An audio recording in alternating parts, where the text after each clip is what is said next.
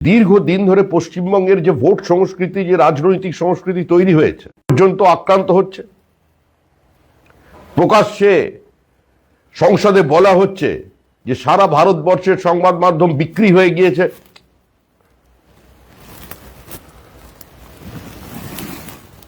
এই পরিস্থিতির মধ্যে যখন সমস্ত সরকারি স্কুলগুলো কার্যত বন্ধ হয়ে প্রান্তিক মানুষের জন্য শিক্ষার অধিকারটুকু পর্যন্ত কেড়ে নেবার ব্যবস্থা হচ্ছে, ঠিক এই মুহূর্তে পশ্চিমবঙ্গের মানুষও মনস্থির করেছেন তারা তৃণমূল সরকারকে বিসর্জন দেবে।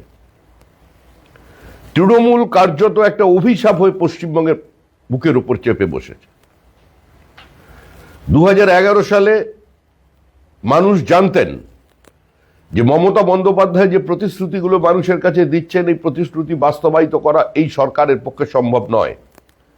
কিন্তু দুর্ভাগ্যবশত গণতন্ত্রের পুনঃপ্রতিষ্ঠার প্রতিশ্রুতি দিয়ে যে মমতা বন্দ্যোপাধ্যায়ের নেতৃত্বে পশ্চিমবঙ্গের তথাকথিত পালাবদল হয়েছিল এবং তৃতীয়বারের জন্য ক্ষমতায় এসেছিলেন মুখ্যমন্ত্রী, নিজেদের সামান্যতম সংশোধিত করবার পরিবর্তে এই সরকার যে আগ্রাসনকে বেছে নিয়েছে, যেভাবে সমস্ত গণতান্ত্রিক তৃণমূল কংগ্রেস নিয়ে এসেছে, আর যার ফলস্বরূপ আজকে বাবরি মসজিদ তৈরির পরিকল্পনা হচ্ছে মুর্শিদাবাদ জেলায়, যে মুর্শিদাবাদ জেলায়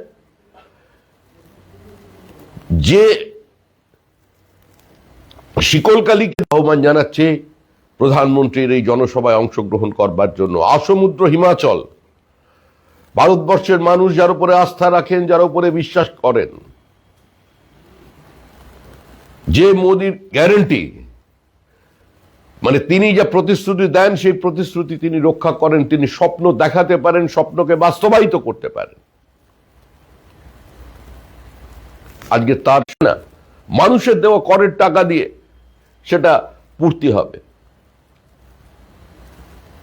শিক্ষকের নিয়োগের ক্ষেত্রে আবার সময় নেওয়া হচ্ছে। তার উদ্দেশ্য কি? উদ্দেশ্য হচ্ছে একটাই, নির্বাচনী বৈতরণী কোনো রকমে পার করে দিতে পারলে আবার যাতে ভবিষ্যতে দোকানদারি সম্ভব হয়, আবার যাতে মেধাকে প্রতারিত করা যায়, আবার নিজের মতো করে সর্বস্তরে আগ্রাসনকে চেপে ধরা যায়, সেই রাস্তায় এই সরকার হাঁটছে। এই সরকারকে ফেলাতে কোনো অগণতান্ত্রিক ব্যবস্থার প্রয়োজন হবে না। পশ্চিমবঙ্গের মানুষ রাজনীতি সচেতন, তারা দোর্দণ্ড প্রতাপ সিপিআইএম এর বাম ফ্রন্টকে 2011 সালে উপড়ে ফেলে দুর্বল তৃণমূলকে ক্ষমতায় নিয়ে এসেছিল। কিন্তু যে প্রতিশ্রুতি দিয়েছিল তৃণমূল, সেই প্রতিশ্রুতি তারা রক্ষা করেনি। মানুষের বিশ্বাসের সঙ্গে তারা প্রতারণা করেছে। আজ তাই আগামী কাল থেকে সূচনা হবে নদিয়ার মানুষের কাছে সামনে, কোন হিন্দু উদ্বাস্তু ভোটারের নাম ভোটার লিস্টের বাইরে থাকবে না। যারা সর্বস্ব খুইয়ে কিছু রাষ্ট্র নেতাদের দূরদৃষ্টির অভাব ও আত্মসমর্পণের কারণে আজকে ওপারে থেকে যেতে বাধ্য হয়েছিলেন, যারা সর্বস্ব খুইয়ে নিজেদের সম্ভ্রম বাঁচানোর জন্য, জীবন জীবিকা রক্ষা করবার জন্য আজকে এখানে চলে এসেছেন, এই মাটির ওপর আমাদের মতো তাদের অধিকার আছে। যে প্রতিশ্রুতি মহাত্মা গান্ধী দিয়েছিলেন, সেই প্রতিশ্রুতি কংগ্রেস রক্ষা করতে পারেনি। কংগ্রেস গান্ধীজিকে গ্রহণ করেছে কিন্তু অবলম্বন করেনি। গান্ধীজির স্বপ্নকে যিনি বাস্তবায়িত করছেন তার নাম নরেন্দ্র মোদী। মতুয়াদের দীর্ঘদিনের দাবি, নমশূদ্রদের দাবি, সমস্ত উদ্বাস্তু সংগঠনের যে দাবি, নাগরিকত্বের দাবি, সেই সিএএ দিয়ে দাবি পূরণ করা হয়েছে। আমরা সমস্ত মানুষের কাছে আবেদন জানাচ্ছি, যার কিন্তু সময় নেই, সিএর ফর্ম ফিল আপ করুন। যারা দুহাত তুলে নাচছে যে সিএ এসআইআর দিয়ে কেউ কিছু করতে পারবে না, মাত্র 60 লক্ষ লোকের নাম বাদ গেছে, সংখ্যাটা বড় বিষয় নয়।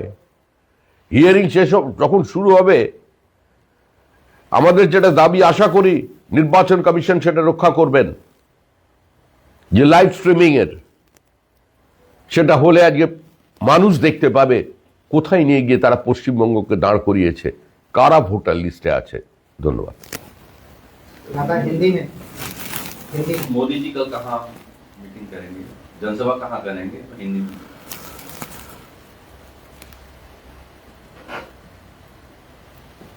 कल सुबह 10 बजे पश्चिम बंगाल की नदिया डिस्ट्रिक्ट या गौएशपुर में नेताजी पार्क पर मोदी जी का एक आम सभा होगा।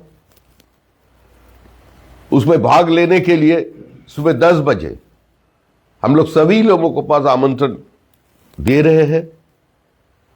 पश्चिम बंगाल की जनता ने ठान लिया है ये किसी भी कीमत पर वो इस बार तृणमूल कांग्रेस को विसर्जन दे के रहेंगे। रेस्टोरेशन ऑफ डेमोक्रेसी का नारा लगाकर जो लोग सत्ता पे आया था, वही आज सत्ता पे आने का बाद पूरा डेमोक्रेटिक सिस्टम को ध्वस्त कर दिया। They have betrayed the confidence of the people which was reposed on them. इस स्थिति से हम लोग को बाहर आना है, पश्चिम बंगाल में निवेश लाना है। हेवी इंडस्ट्री छोड़कर हमारा कोई भविष्य नहीं है। पश्चिम बंगाल से एक्सोडस हो रहा है, इंटेलेक्ट का एक्सोडस, कैपिटल का एक्सोडस, उसी का साथ साथ जितना सारे माइग्रेंट लेबर आज बाहर जा रहे हैं।